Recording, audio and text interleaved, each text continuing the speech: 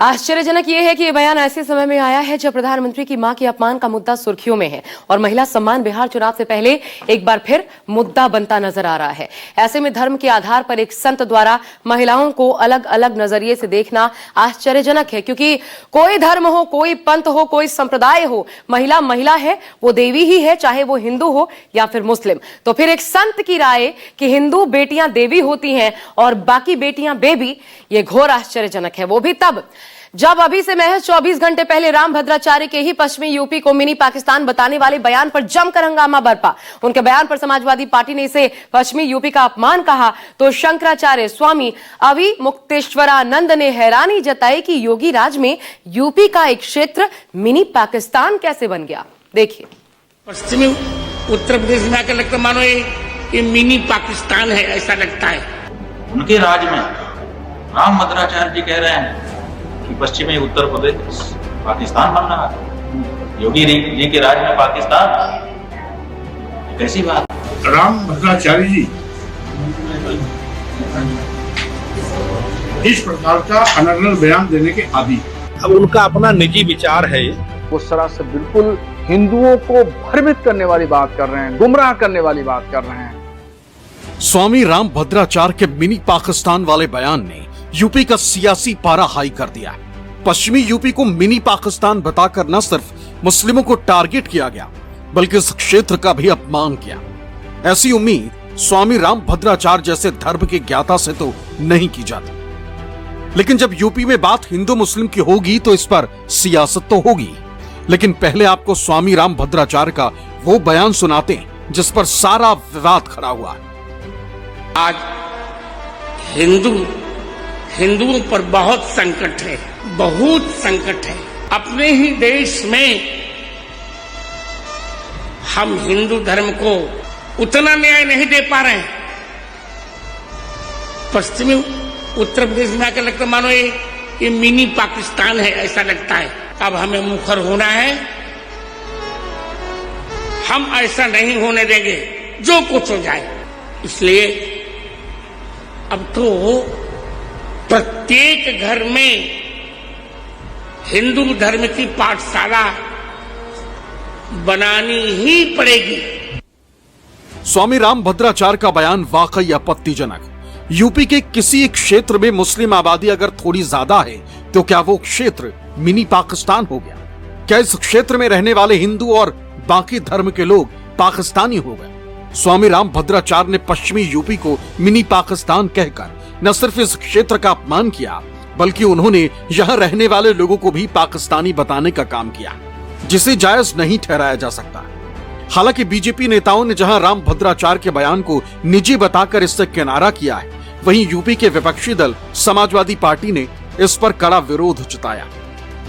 अब उनका अपना निजी विचार है और आज देश निश्चित रूप से देश का हिस्सा है। देश के विकास में, प्रदेश के विकास में हम सब लोग, पूरे उत्तर प्रदेश के लोग योगी जी के नेतृत्व में प्रदेश की बेहतरी के लिए काम कर रहे हैं। मतलब सच्चर कमेटी रिपोर्ट कहती है कि दलितों से ज्यादा गरीबी जो है मुसलमानों में है। तो मुसलमान इसके मतलब बटन दबा के गुस्से में बटन दबा के बदले में गरीबी ले रहा है, हाथी से मतलब धार्मिक आधार पर वो बटन दबा के अपने बच्चों को गरीब बना रहा है।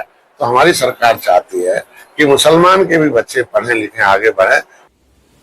राम भद्राचार्य के मिनी पाकिस्तान वाले बयान का किसी भी लिहाज से समर्थन नहीं किया जा सकता, क्योंकि हिंदुस्तान के लोगों के मन में आतंक परस्त पाकिस्तान के प्रति नफरत तो हो सकती है, गुस्सा और आक्रोश भी हो सकता है, लेकिन हिंदुस्तान के ही किसी एक क्षेत्र के लोगों को लेकर एक धार्मिक गुरु का ये विचार किसी भी लिहाज से सही नहीं हो सकता।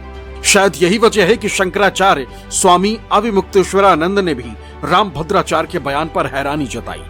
वो तो इससे ज्यादा हैरान इस बात पर हैं कि योगी आदित्यनाथ जैसे हिंदू हृदय मुख्यमंत्री के होते हुए पश्चिमी यूपी मिनी पाकिस्तान आखिर बन कैसे गया। उत्तर प्रदेश में तो पिछले 5-6 वर्षों से आदित्यनाथ जी मुख्यमंत्री के रूप में विराजमान है और कहा जाता है कि वो बड़ी बारीकी से कार्य कर रहे हैं। उनके राज में राम भद्राचार्य जी कह रहे हैं कि पश्चिमी उत्तर प्रदेश पाकिस्तान बन रहा है। योगी जी के राज में पाकिस्तान, ये कैसी बात? सुन करके धक्का लग रहा।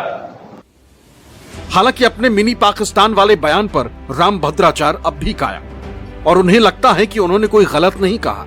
इसके पीछे उनकी दलील ये कि पश्चिमी यूपी के कई क्षेत्रों में मुस्लिमों की आबादी बढ़ रही जबकि हिंदुओं की आबादी कम हुई। इतना ही नहीं, कई इलाकों में हिंदू पलायन कर रहे हैं। कह रहा हूँ क्यों संभल से इतना पलायन हो रहा है हिंदुओं का। मेरे समय बहुत से लोग हावी हो रहे हैं हिंदुओं पर। मुजफ्फरनगर में हावी हो रहे हैं हिंदुओं पर। कौन गलती मैंने कही? राम भद्राचार्य का इशारा क्लियरली मुस्लिम समाज को लेकर है, लेकिन पश्चिमी यूपी में सिर्फ मुस्लिम ही नहीं रहते, बड़ी संख्या में जाट समाज के लोग भी रहते हैं, दलित वर्ग के भी एक बड़ी आबादी। तो क्या ये सभी मिनी पाकिस्तान में रहते? इस सवाल का जवाब खुद राम भद्राचार्य भी शायद नहीं दे सकते। देखिए, पहली बात तो मैं उनके किसी भाषण को सीरियसली लेता नहीं। भाषण को सीरियसली इसलिए लेता हूँ जिस तरह से वो तमाम जाति धर्मों पर टिप्पणी करते हैं और उनके भाषण एक संत के कम, एक पॉलिटिकल पर्सन के ज़्यादा होते हैं। कई बार उन्होंने इस तरह के आपत्तिजनक भाषण दिए हैं। राम भद्राचार्य के विवादित बयान को लेकर यूपी में खूब सियासत हो रही। राम भद्राचार्य के खिलाफ यूपी के विपक्षी दल आवाज उठा रहे हैं। इसमें खास सबसे आगे समाजवादी पार्टी, जिसने राम भद्राचार्य के मिनी पाकिस्तान वाले बयान को समाज को तोड़ने वाला बताया। वहीं स्वामी प्रसाद मौर्य ने बयान को अनर्गल बताया। ये कोई कथावाचक नहीं है, पाखंडी है। इनके तथाकथित कथावाचन पर प्रतिबंध लगा देना चाहिए। इस समाज को तोड़ने वाले लोगों में से हैं। हिंदुस्तान का राष्ट्रीय आंदोलन और इसके बाद जब कभी भी इस देश की इज्जत दांव पर लगी है, हिंदुस्तान के मुसलमान ने साबित कर दिया है कि इस देश की मिट्टी से जितनी मोहब्बत हिंदू को उससे कम मोहब्बत मुसलमान को नहीं है। उस तरह से बिल्कुल हिंदुओं को भ्रमित करने वाली बात कर रहे हैं, गुमराह करने वाली बात कर रहे हैं। वो धर्मगुरु हैं। मैं धर्मगुरु होने की हैसियत से मैं उनका एहतराम करता हूं, उनकी इज्जत करता हूं, उनका सम्मान करता हूं, मगर इस तरीके से हिंदुओं को भ्रमित करने की कोशिश न करें। राम भद्राचार्य जी इस प्रकार का अनर्गल बयान देने के आदी। मनुस्मृति केवल एक वर्ग की व्यवस्था पोषक है। मनुस्मृति देश का संविधान नहीं था, मनवादी व्यवस्था का संविधान था, भेदभाव का संविधान था, जात पात छुआछूत ऊंच नीच का संविधान था। मुस्लिम महिलाओं की इस्लाम में दुर्गति और पश्चिमी यूपी को मिनी पाकिस्तान बताने वाले राम भद्राचार्य का बयान भले ही नया है, लेकिन जगत गुरु राम भद्राचार्य एक प्रख्यात हिंदू धर्म गुरु और विद्वान होने के साथ साथ अपने कुछ बयानों की वजह से विवादों में भी रहते हैं। अगस्त 2025 में वृंदावन के संत प्रेमानंद महाराज को संस्कृत में शास्त्रार्थ की चुनौती दी थी, जिस पर खूब विवाद हुआ था और कई साधु संतों ने स्वामी राम भद्राचार्य की आलोचना की।